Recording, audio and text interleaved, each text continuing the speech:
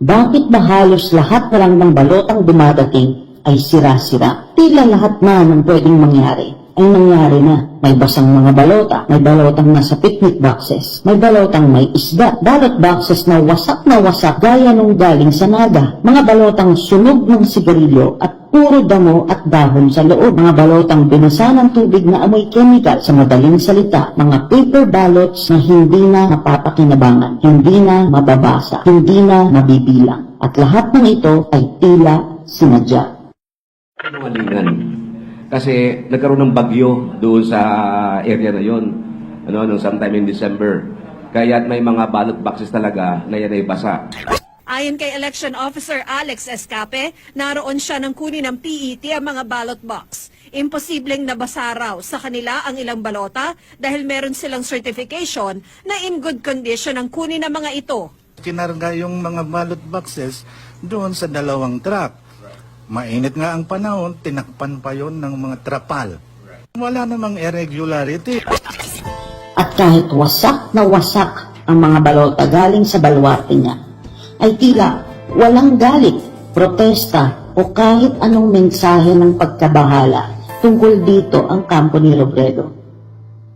At sa halip, pilit itinutulak ang election protest patungo sa mga decrypted ballot images.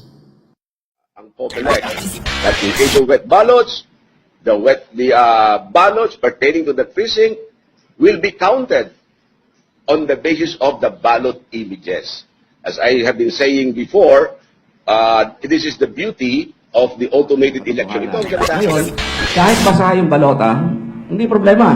Dahil sa meron tayong ballot images. That is the beauty of an automated election. Because for every ballot cast, there is a corresponding ballot image, there is a corresponding picture of the ballots. If there were 20 million ballots... Kahit nabasa o nasira man ang ilang balota, sinabi ng kampo ni Robredo na meron naman itong digital copy sa memory card ng bawat vote counting machine. Obvious na wala na silang interes sa kalagayan ng mga totoong paper ballots at talagang pinapapunta ang bilangan sa mga ballot images na matatagpuan sa loob ng SD cards. Ano na ba ang nalalaman natin tungkol sa mga decrypted ballot images? Reviewin natin ng kaunti para sa kaalaman ng lahat. Ang decrypted ballot images ay mga mirror images dapat ng mga paper ballots. Saktong kopya, parang ballot selfie, walang labis, walang kulang. Ito ay pinipicturean ng mga vote counting machine pagkapasok ng balota mo. Mapupunta naman ang mga ballot images na ito sa mga SD cards na nakapasok sa VCMs. Itong images na ito ay magkakaroon ng mga PDF file names na chronological, sunod-sunod. Sa oras ng pangangailangan, pwede ngayon i-print ang laman ng mga SD cards na ito at makukuha natin dapat ang mirror image ng balota mo. Ito na ang tinatawag na decrypted ballot image. Tinutulak ng kampo ni Robredo na itong mga decrypted ballot images na lang ang bilangin total na basa at sira na raw yung mga paper ballots. Bakit ba gustong-gusto nila na dito dalhin ang bilangan? Silipin natin muli ang mga nabunyag ng kababalaghan tungkol dito sa mga decrypted ballot images. Una, natuklasan na ang mga decrypted ballot images ay hindi faithful reproduction ng mga original na paper ballots. Hindi niya ito kamukha. May mga squares na nagsilabasan sa mga decrypted images na hindi na pagkasunduan ng COMELEC, Smartmatic at ng mga political parties.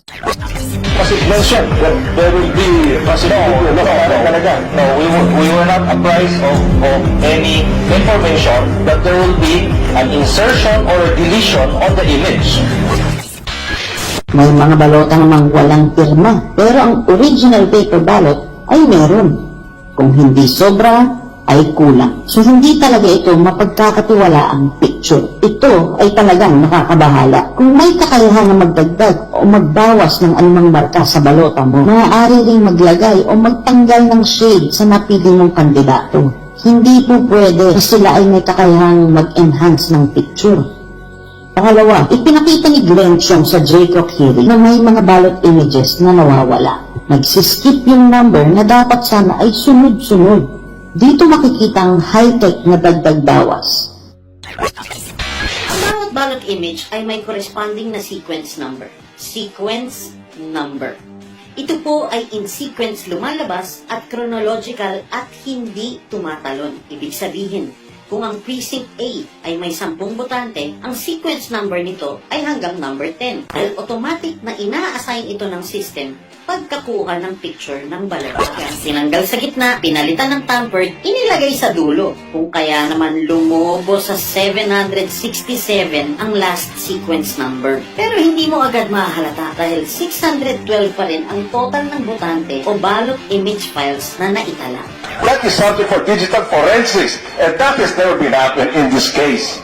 You don't do that in a live transmission on production run because that is direct tampering. Ngayon, mapagkakatiwalaan mo ba ang laman ng mga SD cards na ito? Mga squares, walang pirma, mga nawawalang ballot images. Or deletion. If there's any insertion or deletion of any image on that image ballot, that would render that image questionable because you have now the ability to edit. Ang totoong resulta ay nasa mga original paper ballots at hindi sa SD cards. Kung kaya't hindi ka magtataka kung bakit na lamang basa, sunog at hindi na mabasa ang mga dumadating na balota para ang bibilangin na lamang ay mga kahina-hinalang decrypted ballot images na nasa loob ng SD cards. But all the errors and the gaps that we've seen is really outrageous. That it projects that smart market is never really competent, and we're looking like fools in this body. We are experts in this field. We represent among ourselves 1,500,000 IT professionals in the country. We know our business and we know our trade. And the rest of the people here act as if they know what they're talking about. And the problem is they don't know what they're talking about. They're just being led by this vendor, a foreigner, for that matter, whose nationality is not even a Filipino. All right. I'm sorry.